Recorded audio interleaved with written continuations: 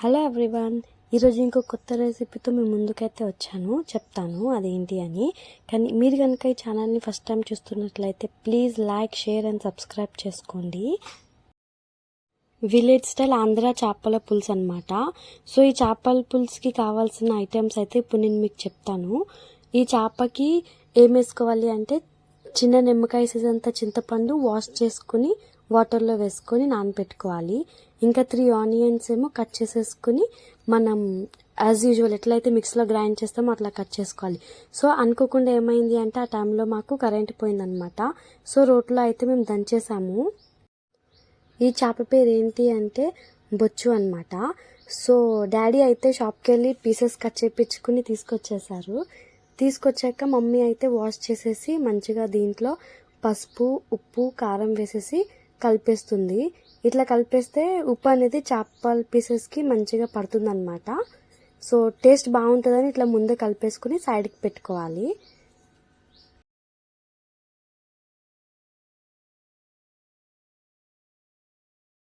ఇప్పుడైతే చేపల pieces magnet చేసుకున్నవి 10 minutes పక్కన పెట్టేద్దాం. ఈలోపు చేపల పులుసుకి ఎట్లా ప్రిపేర్ చేసుకోవాలో మీకైతే చెప్పేస్తాను.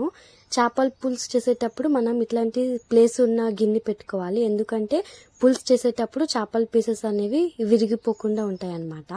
సో చూసారు కదా అండి, ఫస్ట్ అయితే మనం ఆయిల్ వేసుకుని గ్రీన్ చిల్లీ అనేవి ఇట్లా పొడుగ్గా కట్ చేసుకోవాలి. ఇందాక మీకు రోట్లో దంచేటప్పుడు ఆనియన్స్ కూడా చూపించాను కదా, అవి జస్ట్ ఇట్లానే దంచుకోవాలి. ఇట్లా దంచుకుంటే చేపల పులుసు అనేవి టేస్టీగా ఉంటుంది అనమాట. సో మనందరికీ తెలిసిందే, మనం ఆనియన్ గ్రైండ్ చేసుకోవాలి అంటే ఎక్కువ మనం మిక్సీ యూజ్ చేస్తాము. సో మనం ఈ చేపల పులుసు చేసేటప్పుడు రోట్లో మనం దంచితే చేపల పులుసు అనేది చాలా మంచిగా టేస్ట్ వస్తుంది. సో మీరు కూడా ఒకసారి ట్రై చేసి చెప్పండి ఫ్రెండ్స్. ఆనియన్స్ అనేవి కొంచెం గోల్డెన్ కలర్ వచ్చే వరకు ఫ్రై చేసుకోవాలి. ఫ్రై చేసుకుని దాంట్లో కొంచెం చిట్టుకుడంత పసుపు, కొంచెం కారం వేసుకోవాలి. ఇందాక ఆల్రెడీ మనం ఫిష్ మ్యాగ్నేట్ చేసేటప్పుడు కారం వేసాం కదండి, ఇప్పుడు మళ్ళీ వేయాలి. ఎందుకంటే ఫిష్ కర్రీకి కారం అనేది చాలా పడుతుందన్నమాట. ఇప్పుడైతే మనకి ఆ మసాలా అనేది ఫ్రై అయిపోయింది కదండి. ఇప్పుడు మనం దీంట్లో ఫిష్ పీసెస్ అయితే పెట్టేద్దాము. ఇట్లా ఒక్కొక్కటి పెట్టేసుకున్నాక ఇంకొకటి ఫ్రెండ్స్, మీరు ఎప్పుడైతే చేపలు వేసి తిప్పుతారు కదా, అది ఓన్లీ పచ్చిగా ఉన్నప్పుడే తిప్పుకోవాలి. ఎందుకంటే కొంచెం ఫిష్ అనేది ఉడికిన తర్వాత మనం గరిటె పెట్టి కలుపుకుంటే మాత్రం చేపల పీసెస్ అనేవి విరిగిపోతాయి అన్నమాట. మనం ఇందాక ఒక గిన్నెలో చేపల ముక్కలు అనేవి మ్యాగ్నేట్ చేసుకున్నాం కదా ఫ్రెండ్స్. సో దాంట్లోనే కొన్ని వాటర్ వేసుకుని దీంట్లో అయితే వేసేసాము. ఇట్లా వాటర్ వేసుకుని చేపల పీసెస్ అనేవి కొంచెం ఉడికే వరకు ఉంచుకోవాలి. ఇట్లా వాటర్ వేసేసుకున్నాక ఈ ఫిష్ పీసెస్ అనేవి 10 మినిట్స్ మనం ఉడకపెట్టుకుందాం. సో ఇట్లా ఉడకపెట్టుకోవాలంటే మనం ఇట్లా మూత పెట్టేసి ఒక 5-10 మినిట్స్ వదిలేయాలి. చూస్తున్నారు కదా ఫ్రెండ్స్, ఇట్లా వదిలేసిన తర్వాత చేపల పీసెస్ అనేవి ఇట్లా ఉడుకుతూ ఉంటాయి. ఇందాక మనం నిమ్మకాయ అంతా చింతపండు అయితే నానపెట్టుకున్నాం కదా ఫ్రెండ్స్, అది మంచిగా కలుపుకుని చింతపండు పులుసు అయితే వేసుకోవాలి. ఇప్పుడు దీంట్లో